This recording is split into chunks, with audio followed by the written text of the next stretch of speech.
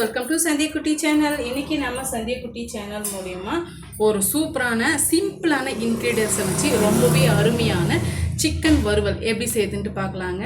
நான் ஒரு 1/2 kg அளவுக்கு நான் சிக்கனை எடுத்து வச்சுருக்கேன். ஆயில் வந்து நான் ஒரு 50 ml அளவுக்கு ஆயில் வந்து நான் சேர்த்துருக்கேன். எண்ணெய் நல்லா சூடாயிட்டு வரட்டும்.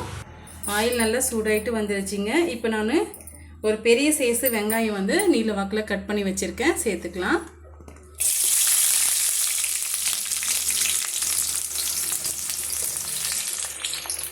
சேர்த்துட்டு இது கூட ஒரு பச்சை மிளகாவை கீறி வச்சுருக்கேன், அதையும் சேர்த்துக்கலாம்.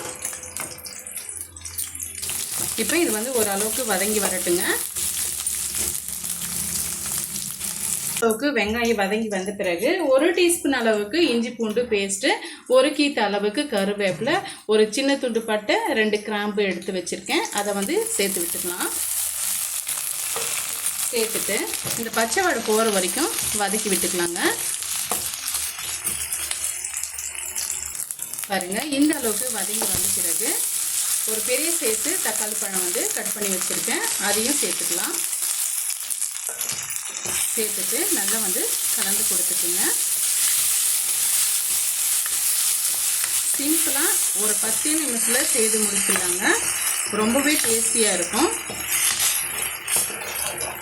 இந்த தக்காளி பழம் ஓரளவுக்கு மசிஞ்சு வந்தாவே போதுங்க. நம்ம சிக்கன் ஆட் பண்ணிக்கலாம்.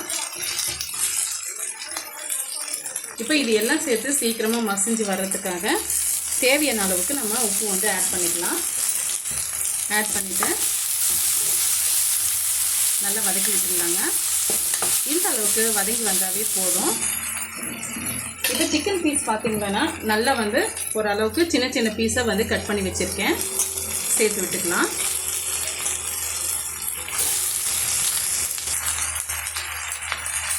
சிக்கன் பீஸ் எல்லாம் நம்ம சேர்த்து விட்டுக்கிட்டுங்க ஒரு முறை நல்லா வந்து கலந்து கொடுத்துட்டுங்க. இந்த அளவுக்கு கலந்து கொடுத்துக்கிட்ட பிறகு தேவையான அளவுக்கு மிளகாய் தூள் வந்து ஆட் பண்ணிக்கலாம். 1 டீஸ்பூன் அளவுக்கு குழம்பு மிளகாய் தூள் ஆட் பண்ணிக்கிறேன். இது கூடவே ஒரு 2 டீஸ்பூன் அளவுக்கு மல்லித்தூள் ஆட் பண்ணிக்கிறேன். 1 டீஸ்பூன் அளவுக்கு சிக்கன் மசாலா வந்து ஆட் பண்ணிக்கிறேங்க. இப்போ இது எல்லாம் சேர்த்து நல்லா வந்து கலந்து கொடுத்துக்குங்க. இடையிலேயே வந்து கலந்து கொடுக்கும்போது தான் கீழே வந்து அடி பிடிக்காமல் நமக்கு சிக்கன் வறுவல் ஒரு சூப்பரான டேஸ்ட்டில் வந்து நமக்கு கிடைக்கும். இப்போ இது ஒரு அளவுக்கு நம்ம வதங்கி வந்த பிறகு பார்க்கலாம். இப்போ பாருங்கள், ஓரளவுக்கு நம்ம வதக்கி விட்டுக்கிட்டோம். இப்போ ஒரு 1/2 டம்ளர் அளவுக்கு மட்டும் நம்ம தண்ணி ஆட் பண்ணிக்கலாம். இந்த சிக்கன் வந்து முழுமையாக வெந்து வரணும், அதுக்காக. இப்போ சிக்கன்லேருந்தே அதிகமான தண்ணி வந்து பிரிஞ்சு வந்ததுன்னா நீங்கள் தண்ணி ஆட் பண்ண வேணாம். இப்போ மீடியமான ஹீட்டில் வச்சு இதை நம்ம வதக்கி விட்டுக்கலாங்க.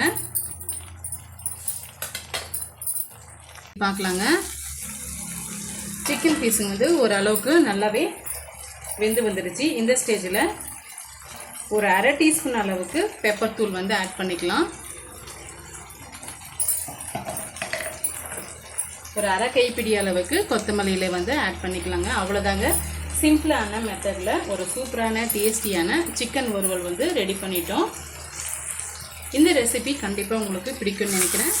இதை பார்த்தீங்களான்னா நீங்கள் சப்பாத்தி, தோசை, இட்லி, பூரி எல்லாத்துக்குமே வந்து சைட் டிஷ்ஷாக வச்சுருந்து சாப்பிட்லாங்க. ரொம்பவே அருமையாக இருக்கும். ஒரு முறை நீங்கள் ட்ரை பண்ணி பாருங்கள். ட்ரை பண்ணி பார்த்துட்டு உங்களுடைய ஃபீட்பேக்கை எனக்கு ஷேர் பண்ண மறந்துடாதீங்க. தேங்க்யூ ஃபார் வாட்சிங்.